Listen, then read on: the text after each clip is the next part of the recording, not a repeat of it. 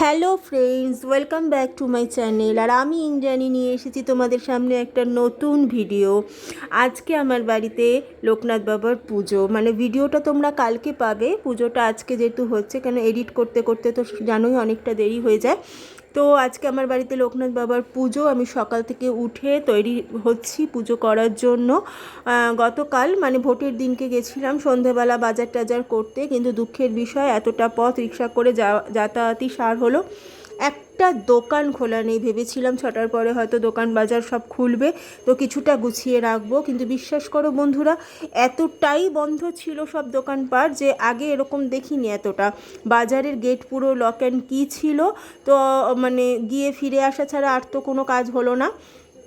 তো যাই হোক, সকালবেলা উঠেই আমি তাই জন্য তাড়াতাড়ি করে চান টান সেরে বাজার করতে চলে গেছি। আর দেখতেই পাচ্ছ বাজার আমি অলরেডি সমস্ত পুজোর যা যা যা লাগবে সামগ্রী সব নিয়ে এসেছি, কারণ পুজোর জন্য আমি কোনো ঠাকুরমশাইকে ডাকি না। এটা আমার নিজের একান্ত নিজের পুজো, লোকনাথ বাবাকে স্মরণ করাই হচ্ছে আমার কাজ। আমি আমার মতোই পুজো করি। তাও বাজার টাজার করে এনে রেখে এখানে বসিয়ে দিয়েছি ঠাকুরের জন্য পায়েসটা। পায়েস অলরেডি তৈরি হয়েই গেছে দুধে, দেখতেই পাচ্ছ। আমি চালও দিয়ে দিয়েছি, চাল কাজু কিশমিশ দিয়ে দিয়েছি, এবার বাকি আছে মিছরিটা দেওয়ার। মিছরিটা দিলেই পায়েস আমার রেডি হয়ে যাবে।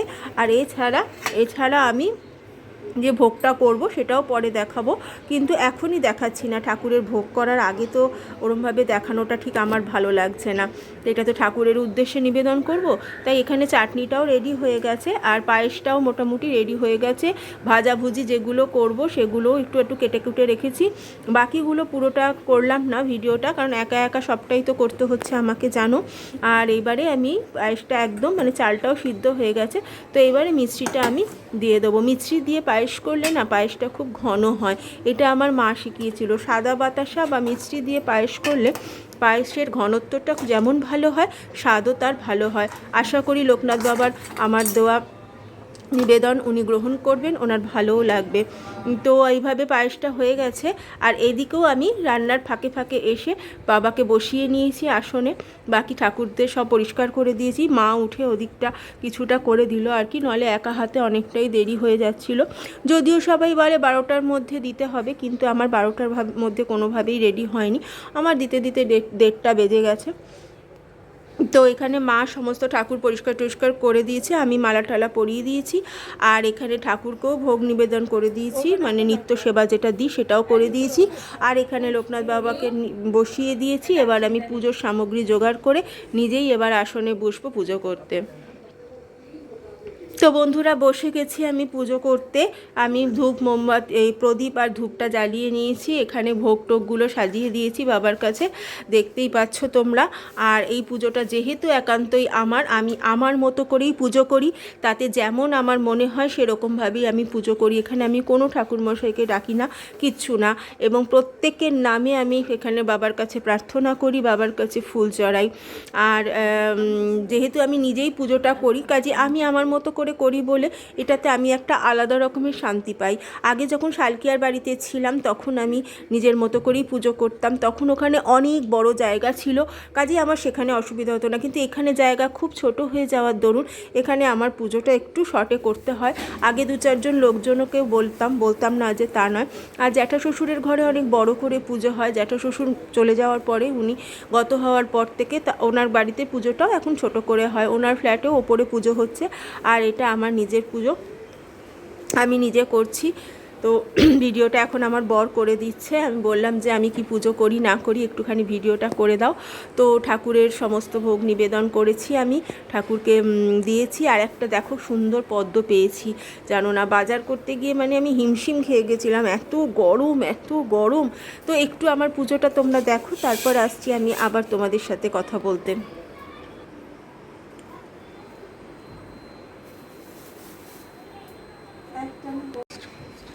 ভালো আসার জন্য বলছি না, অসুবিধা হয় ওতে। লম্বা কর কত ভিডিও করে না এতে ব্লগে আমার হাতে খুব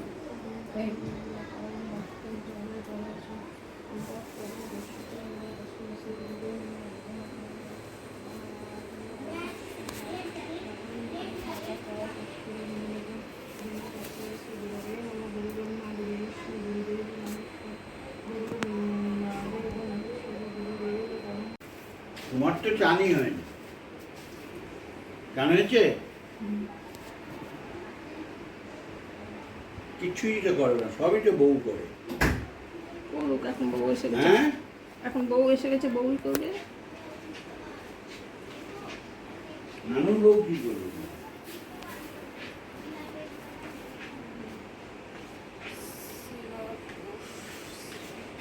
নানুর বউ আসবে 9টার সময়, 12টায় বেরিয়ে যাবে।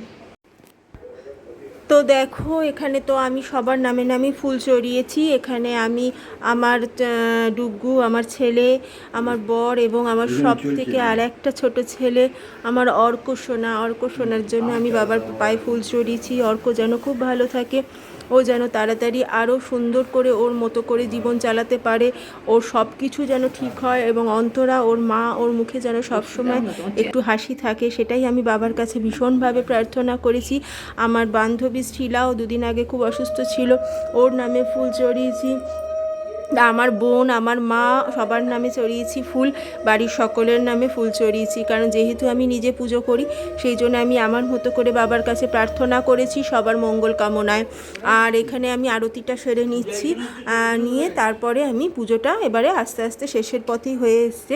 আমি নিজে পুজো করেছি বলে তো আর অত কিছু তো হোম টোম তো আমি এসব করতে পারি না ঠাকুরমশাইয়ের মতো, তাই আমি সেজেটুকু ভোগ নিবেদন করে আর ধূপবাতি দিয়ে ঠাকুরকে বলেছি বাবা যেন সকলের ভালো করেন, সকলের মঙ্গল করেন। আরাধ্যর জন্য আমি প্রার্থনা করেছি সবাই যেন ভালো থাকে, আরাধ্যর মা ওরা দুজনেও যেন খুব ভালো থাকে।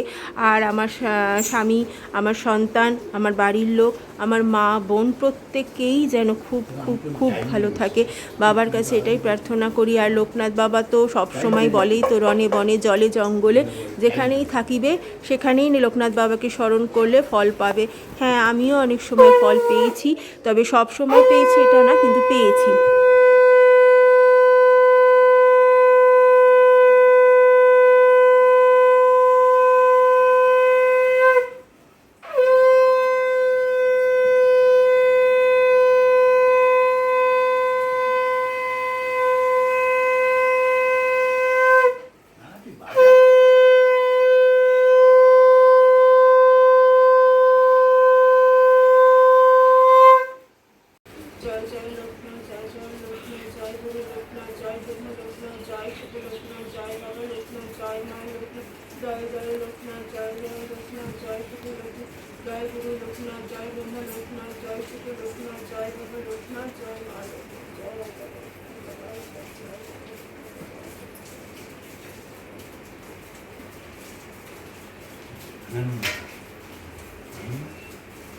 এখন কি মাস চলছে?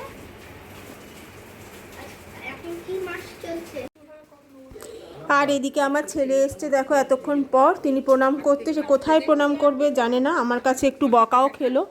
আর দেখতেই পাচ্ছ আমি ম্যাক্সিটা পরেছি, কারণ আমি শাড়ি আর পরলাম না, এত গরমে এতক্ষণ ধরে কাজ করার পরে শাড়ি পরার মতো আর আমি পারলাম না। সময়টাও অনেকটা চলে যাচ্ছে, বেলা গড়িয়ে যাচ্ছে, একটা টাইমের মধ্যে তো পুজোতে বসতেই হয় না, এমনিতেই আমি অলরেডি লেট হয়ে গেছি।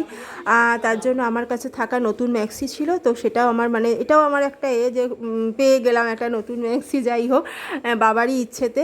তো পুজোটা আমি খুব ভালো করে করেছি, খুব অন্তর দিয়ে করেছি, খুব নিষ্ঠা করে করেছি বাবার কাছে, সেটুকুই প্রার্থনা করি সবার জন্য ভালো থাকে। আর এবার আমার পুজোটাও শেষ হয়ে গেল, এখন আমি এখন ভোগ নিবেদনটা যেহেতু করেছি বলে আমি পর্দাটা টেনে দিলাম। ওদিকে বাবার ভোগের নিবেদনটা শেষ হোক, কিছুক্ষণ পর আমি আবার পর্দাটা খুলব।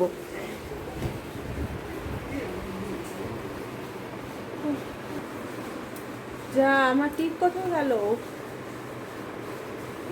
টিপটা কোথায় পড়ে গেল? দুপুরের পর্ব তো তোমাদের দেখালামই। তো এখন দেখো আমি এসেছি আমাদের এক দাদার বাড়িতে, পরাগদার বাড়িতে। এটা হচ্ছে ঢাকুরিয়ার কাছাকাছি। তো পরাগদা আমাকে নিমন্ত্রণ জানিয়েছিল বাবা লোকনাথের পুজোয়, আর লোকনাথ বাবার পুজোতে যখন শুনলাম তখন আসবো না এটা তো হয় না। আমার বিকেলবেলা মায়ের এখানে যাওয়ার কথা ছিল, কিন্তু আমি সেটা পরাগদার নিমন্ত্রণ পেয়ে সেটাকে ক্যান্সেল করলাম, মায়ের কাছে গেলাম না, পরের দিন যাব। আমরা ছাদে বসে আছি, ছাদে খুব সুন্দর হাওয়া দিচ্ছে। এতক্ষণে আমাদের মধ্যে সুপর্ণা এসে গেছে, এসেছে রফিক আর রফিকের ওয়াইফ সুহানা। পরাগদা, ইনি হচ্ছেন পরাগদা। পরাগদার বাড়িতে এখন আমরা সবাই মিলে উপস্থিত হয়েছি। ভীষণ ভালো লাগছে। পরাগদাকে অনেক ধন্যবাদ নেমন্ত্রণ দেওয়ার জন্য। মানে পরাগদার বাড়িতে আসতে পারলাম বাবা লোকনাথের দয়ায়। এই যে সুহানা তোমাদের সবাইকে হাই করে দিচ্ছে। আর এখানে আমরা বসে আছি, এদিকে পরাগদার মা আছেন এবং অন্যান্য গেস্টরাও রয়েছেন। পরাগদা বাড়িতে আমাদের সবাই মিলে এসছি, একটু পরেই চলে যাব। তো পরাগদার ছাদে ভীষণ হাওয়া দিচ্ছে, খুব ভাল লাগছে। আর সুন্দর করে ছাদের সাথেই একটা মন্দির করা রয়েছে, ওখানেই ঠাকুর প্রতিষ্ঠিত আছে, যে তোমাদের দেখালাম লোকনাথ বাবাকে। আর একটা জিনিস দেখো, পরাগদার ছাদ থেকে সাউথ সিটি মলটা দেখা যাচ্ছে, আলোয় পুরো ঝলমল করছে, এত সুন্দর দেখতে লাগছিল যে কি বলবো। তো ওখানে আমরা কিছুক্ষণ গল্প টল্প করলাম, তারপরে এবার আমরা এখানে একটু প্রসাদ খেয়ে এবার বাড়ি চলে যাব। তো এখানে বসেই রয়েছি, দেখতেই পাচ্ছ আমরা। এদিকে রফিক প্রচণ্ড মন দিয়ে কি যেন একটা দেখছে। আমি বললাম যে রফিকের মনে হয় পরীক্ষা আছে, তো আমরা একটু হাসি মজাই করছিলাম। একে একে অনেক গেস্টরা এসে পৌঁছেছেন পরাগদার বাড়িতে। এবার আমরা প্রসাদের পাতে বসে পড়েছি। প্রসাদের পাতে খিচুড়ি, লাবড়া, আরও কিছু ছিল, সেগুলো আর তোমাদের সাথে শেয়ার করলাম না। অসাধারণ হয়েছে খিচুড়ি এবং লাবড়ার স্বাদটা।